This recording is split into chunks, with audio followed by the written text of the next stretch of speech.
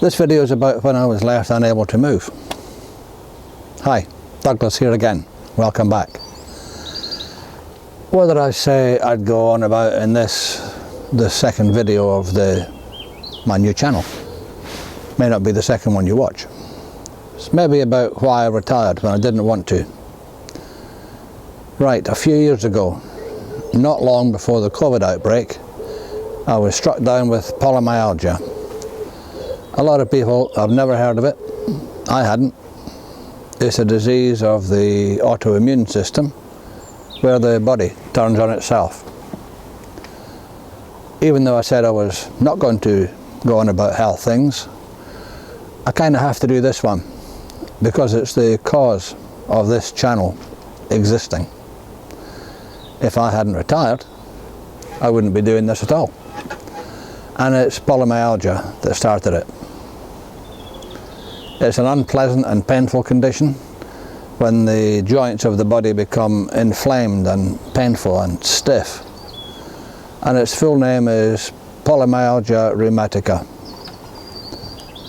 It affects different people in greater or lesser degree. It affects everybody a little bit differently, but basically the pain and stiffness is always there. And it's not straightforward to diagnose. Although I didn't know this at the time that I got it, my older sister had this disease a few years earlier.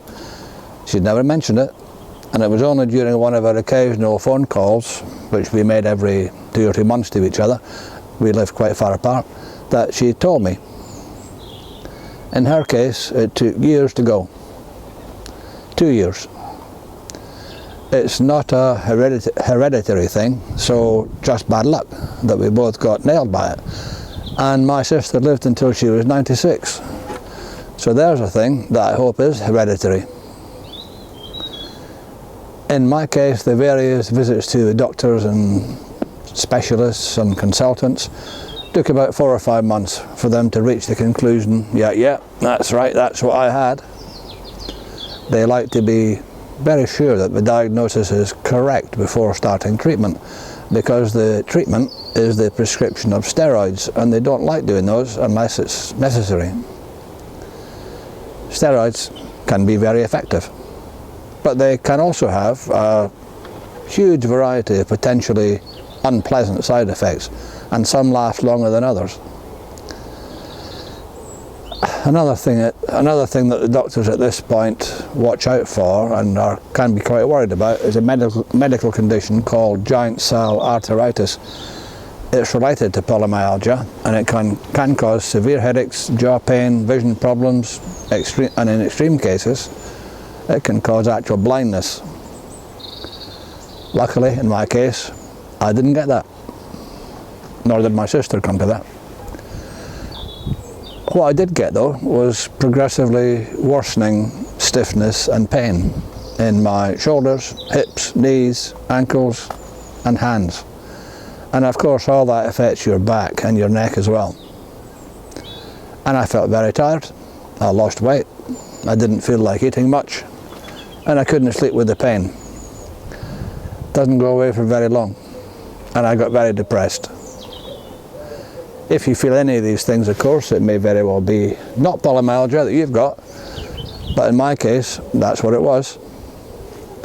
It got to the stage where I could hardly get into or out of bed, and I couldn't walk about much because the pain just didn't recede at any time for very long. And of course, I couldn't drive. Getting into and out of the car was a big problem, and because of the stiffness, I knew my reactions weren't what they should be, so it wasn't really safe enough to drive. All this stopped me from working. Even if I could have got to where I needed to be, just getting from the car to the building was too painful. Getting back as well, of course. And at this point, the consultant did prescribe the steroids. Prednisolone, in my case it was called. I think it's quite a common one. You start off with a large daily dose, and as and when things improve, the dose is tapered down, but still taken daily until you don't need it anymore. The time this takes varies. quite a lot. But in my case, it took a really long time. It took 4 years. Not good to have something for 4 years.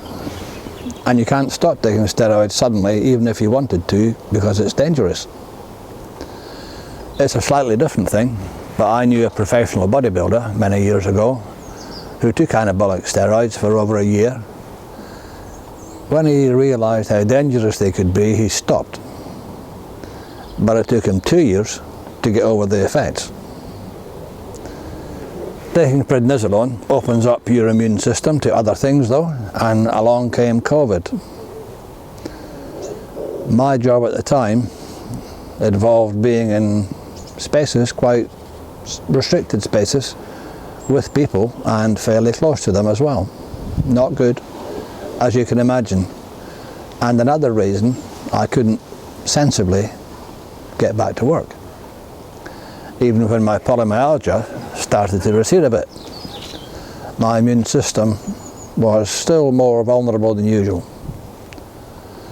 Luckily, I managed to avoid COVID while on the steroids. It was only about 6 months after it was over that I did in fact catch it, just like everybody else. And even then it was very mild. I've had it twice more since then, in spite of having all the vaccinations. And each time was worse than the last. But I'm really glad I didn't catch it when I was on the steroids. My steroid medication had remarkably quick effect once I started taking it. Within a few days, the pain was much less. It was really quick. The stiffness took a bit longer to decrease, but still it was quite quick. But I still opted, of course, not to drive for about 3 months. Nobody ever said I shouldn't.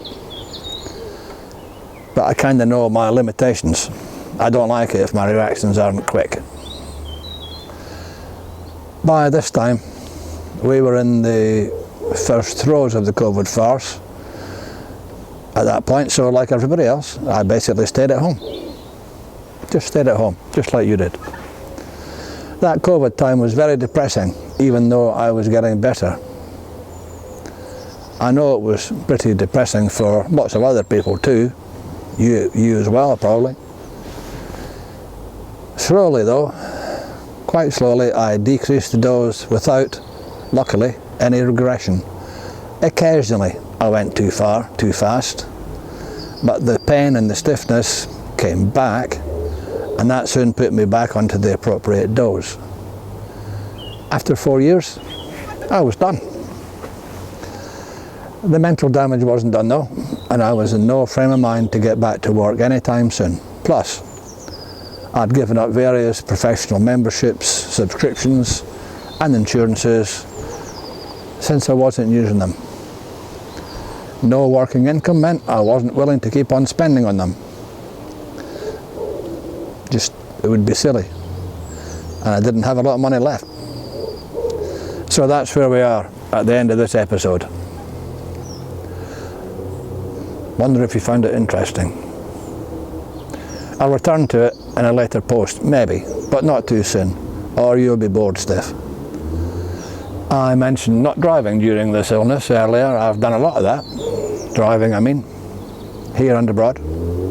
So one time soon, I might be pontificating on that subject, I think. I hope to see you then. And feel free to comment below if you found any of that interesting or informative. Please like and subscribe below so you'll more likely see the next one. I'd really appreciate it. Bye for now.